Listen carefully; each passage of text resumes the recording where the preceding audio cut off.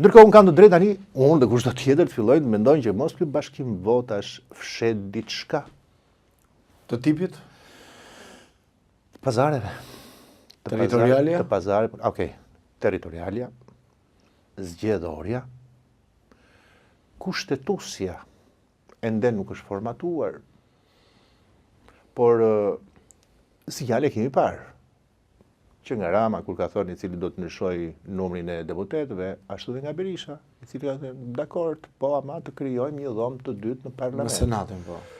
Tani pyetja për këtë doj që edhe ka pak njohuri është, çfarë vlere ka të ndryshosh numrin e deputetëve, apo të shtosh një dhomë tjetër, pra të bësh ndryshime kushtetuese, se ky që nga problemi i madh, po themi, mos funksionimit të institucioneve në Shqipëri.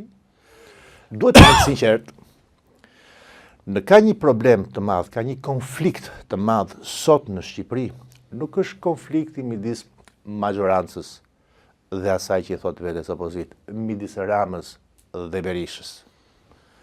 Këta konfliktin e kanë të stisur. E ngrejnë kur duan në parlament, bëjnë protesta kur do njeri dhe i përgjigje tjetri, ulen në pazare. Konflikti i vërtet sot është midis politikës, qeveria kryesisht, por dhe opozita dhe drejtësisë. Dhe unë jam i bindur, Arbër, që ajo se çfarë ndodhi me ato rezolut nuk është gjë tjetër, është një pazar, është një provë gjenerale e bashkimit të votave që mund t'i bëjnë Rama me Berishën, përkundër rrezikut të vetëm që kanë sot, që është drejtësia. Dhe tashmë, të paktën prej 7 apo 8 muaj u bën. Tashmë në raportin konfliktual nuk është vetëm Berisha me drejtësinë, i cili prej 2-3 vjetësh është në një proces penal me radhë. Të hapur. Tashmë edhe Rama është të njëjtën situatë, jo drejt për drejt, po me zëvendës kryeministën e vet. E për këtë arsye, një rezolut, një marrëveshje, një bashkim votash, pa transparencë, pa ja bërë publikut, pse po biem dakord, çështja e integrimit evropian është çështja më duhet të jetë çështja më transparente për gjithë shqiptarët, apo jo? Të gjithë e duam, një orë më parë, pa transparent, pa ndonjë përmbajtje konkrete, bash në mes të një problemi në procesin e integrimit që unë jam nga ta që nuk them që është bllokuar, por që ka një lloj ngadalësimi ka.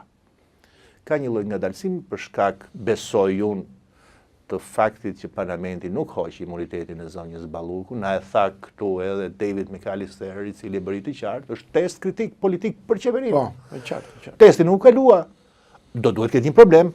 Zoti Rama thotë që nga qershorit do kaloj. Të shohim. Raporti i Barit. Unë uroj. Unë jam nga ta që uroj patjetër, edhe të kaloj te vendi bjem gjithë dakord që nuk ka. Absolutisht po. Sigurisht kam gjithmonë një pikpyetje të vogël në këtë që thotë Rama. Brenda qershorit do të kaloj dhe do të kaloj me testin politik të pakaluar, këtë e kam pikpyetje të madhe.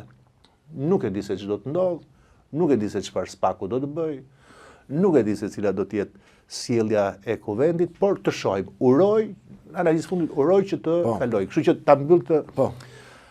Ajo se çfarë pash ishte një lloj prove gjenerale e një marrëveshje, më saktë një pazari, që ka disa pika të errta. Çfarë do të bëhet me territorialen, çfarë do të bëhet me zgjedhoren, çfarë do të bëhet me marrëveshjen për ndryshimin e kushtetuesës.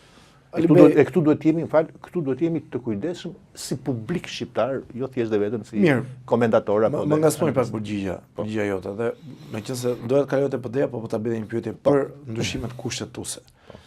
Je dakord që të ulet numri i deputetëve apo jo? Jo. Përse?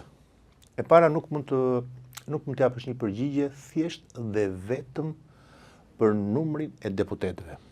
Popullsia ka rënë, argumenti kryesor. Dakord. Edhe kostot, ose?